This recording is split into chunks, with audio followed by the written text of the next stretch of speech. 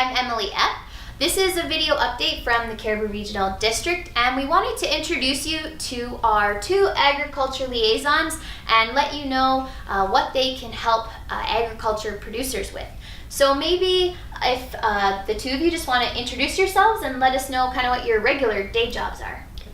I'm Lisa Zabek. I work with the BC Ministry of Agriculture out of Kamloops, and I work with agroforestry, which are blending agriculture, forestry, and conservation practices together. So working with silver pasture, I work at the intersection of range and timber. So that's what I do in real life. I'm Reg Stewart. I'm the Superintendent of Field Operations for AgSafe and deal with ranching safety throughout the province, looking after specifically the Cariboo Chilcotin as well. And that's a contract position which frees me up to ride from May to November for one of the local ranches. So those are the things that I do when I'm not in here. Perfect.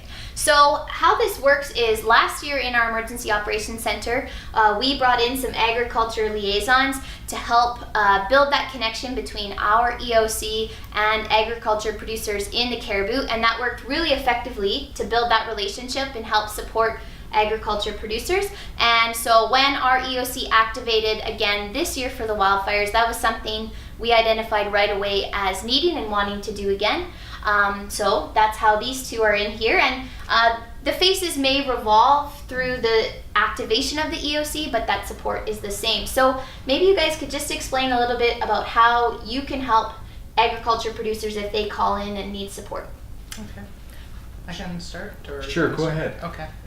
So basically with the Ministry of Agriculture, we provide support to Emergency Management BC through the regional PREOCs, and then at the request of local government can come in to support emergency services out of the EOCs. So there's an EMBC livestock relocation policy, which producers should have their emergency management plans in place.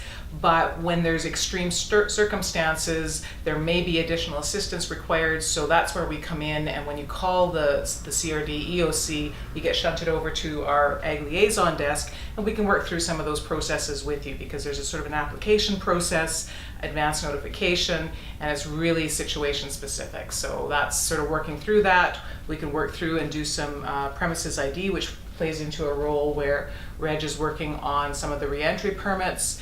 From an infrastructure standpoint, if you think you're going to be impacted by the fires, then take a look at your insurance policies, take a look at your business risk management policies. If you're a tenure holder, talk to your Flynn Row range agrologist. Make sure that they know you're out there, that your animals are on range, and they'll be in touch with you.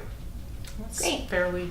How about you, Reg? From our side, what we try to do is work with and for producers to help them in a cooperative effort with the authorities that are in place at the various junctions of either an evacuation order, an alert, or what to do within those circumstances, and helping people on both sides understand what they have to do, what they can do, and providing them opportunity to return to a livestock facility and take care of animals or transport animals out.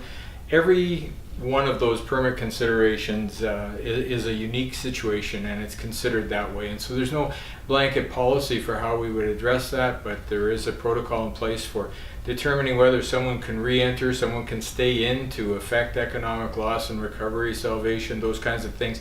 So it's an ongoing process, and basically we see ourselves as problem solvers, trying to help people who are in a tough spot as these evacuation orders put people in, and helping them get there and make sure that their animals and their properties are as safe as they can be. As the provincial ranch safety consultant, obviously the primary concern is for the safety of each individual on each agricultural property, and so we take that into consideration, and we make sure that people are not in harm's way while being there to effectively take care of their animals in their places. And so last year we had tremendous cooperation from the Cariboo Regional District. We found good solutions, and we were able to affect some realistic outcomes. And so we look forward to being able to help serve the agricultural community this year as well. And if you don't know where to start with an emergency management plan, there are some written resources, there's some templates which, they can be tailored to your specific circumstance, and they're a good starting point. Great. And do you guys recommend that people reach out to you even when they're on evacuation alert, or what kind of point in the emergency should they be contacting you? Well, we look forward to working with people at AgSafe with an emergency preparedness plan well before there is an actual need for that. And so we continue with that philosophy. And I know that Lisa and her government agency do the same thing and try to help make sure that people have a plan in place. And of course, it's easier to have your ducks in a row before than during.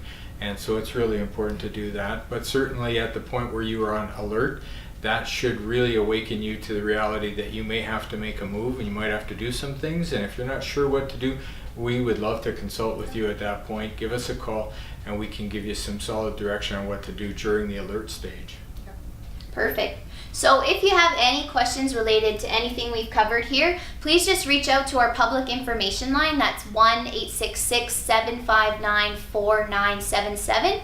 And you can press number 3 on the call list and it will direct you directly to their phone number at their Ag Liaison desk, and these great people will be able to help you out.